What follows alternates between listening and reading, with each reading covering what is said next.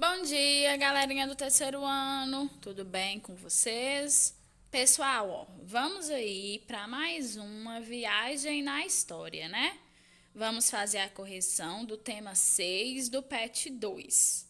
Nós estudamos nessa semana, né, o tema Os Imigrantes e o Café. O PET traz para nós aí a questão da chegada dos imigrantes, né, que vieram em massa a partir do século XIX aí no segundo reinado. Um dos motivos, né, que vai trazer essa imigração em massa para o Brasil vai ser o fim do tráfico negreiro em 1850. A mão de obra escrava africana passa a ser substituída aí pela mão de obra do imigrante. Essa mão de obra vai ser empregada principalmente, né, nas lavouras de café. Nesse momento aí está começando, né, e entrando no auge aí o ciclo do café no Brasil.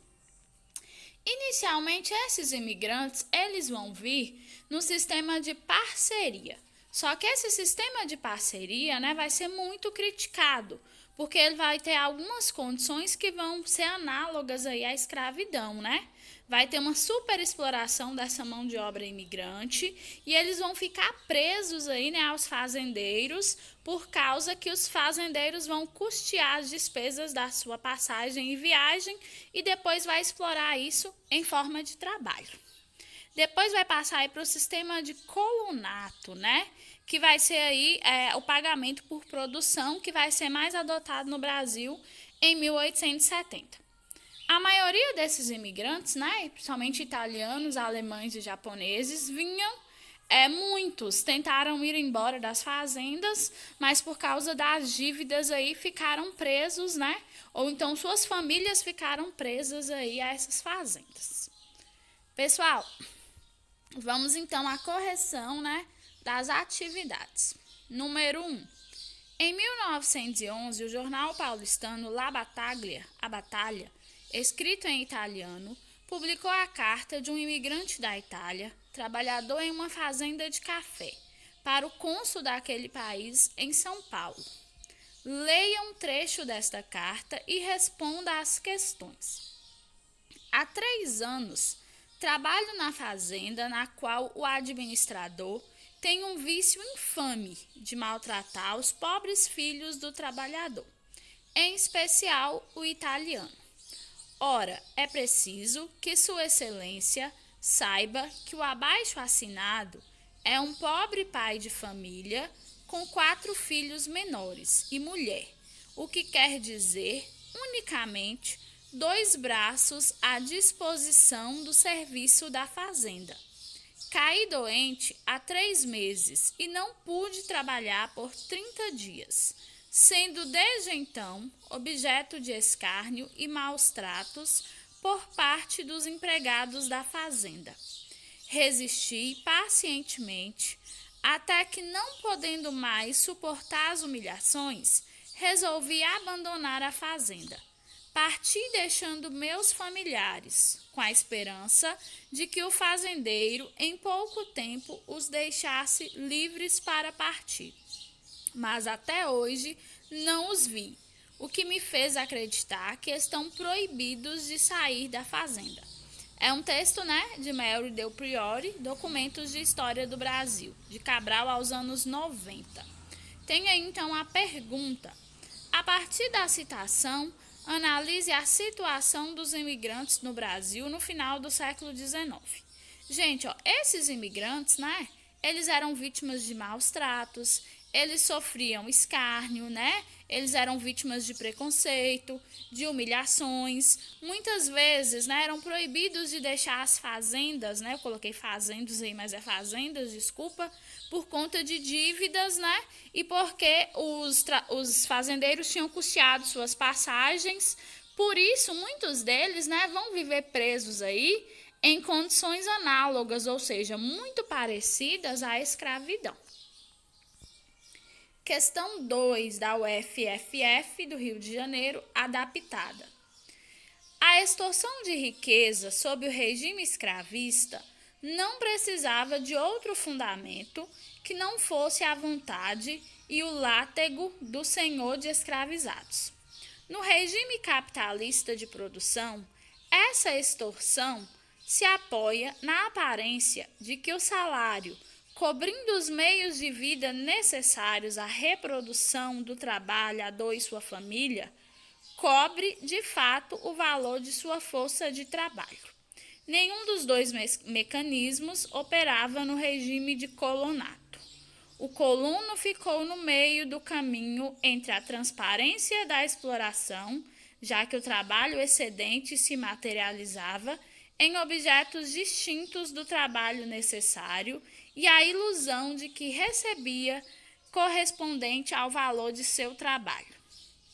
Nós temos aí, esse trecho do livro Cativeiro da Terra, de José Martins de Souza. Aí nós temos a pergunta.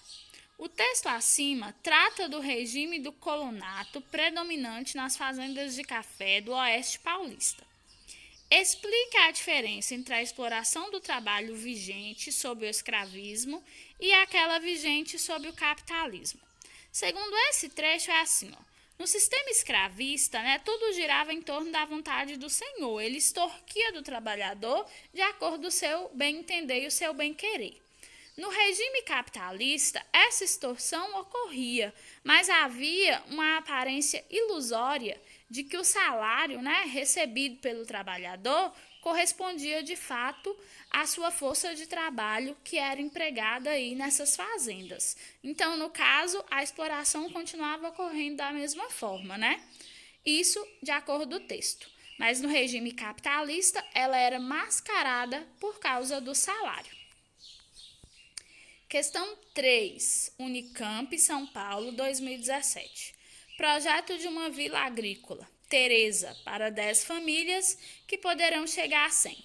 O nome foi dado em homenagem à imperatriz Dona Tereza Cristina pelo autor do projeto, o médico Jean-Maurice Favre.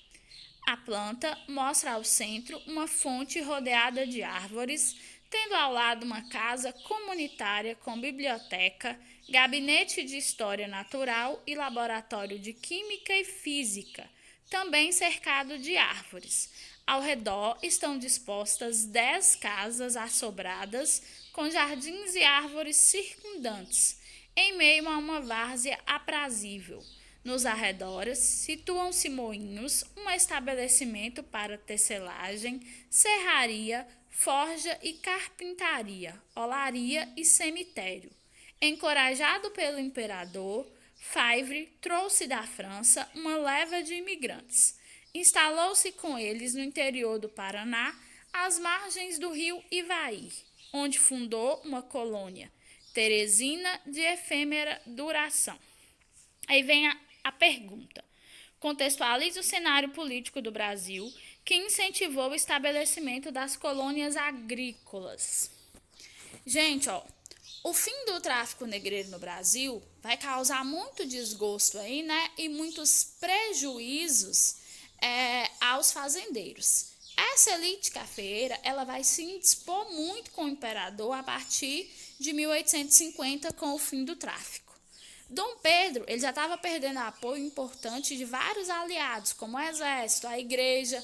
Então, ele teve que articular uma política imigrantista, com alguns países europeus, para que esses fazendeiros eles não se voltassem totalmente contra o governo, porque a escravidão e o apoio desses fazendeiros era importante para a manutenção do governo de Dom Pedro II. Tanto que quando a escravidão caiu em 1888, passou um ano, o Império também caiu e proclamou-se a República no Brasil. Galerinha, terminamos a correção, fechamos aí mais uma semana, estamos fechando o PET 2, espero que vocês tenham aprendido bastante. Eu estou aguardando as fotos das atividades no Conexão Escola, viu? Vem muito mais por aí, fiquem com Deus e até a próxima.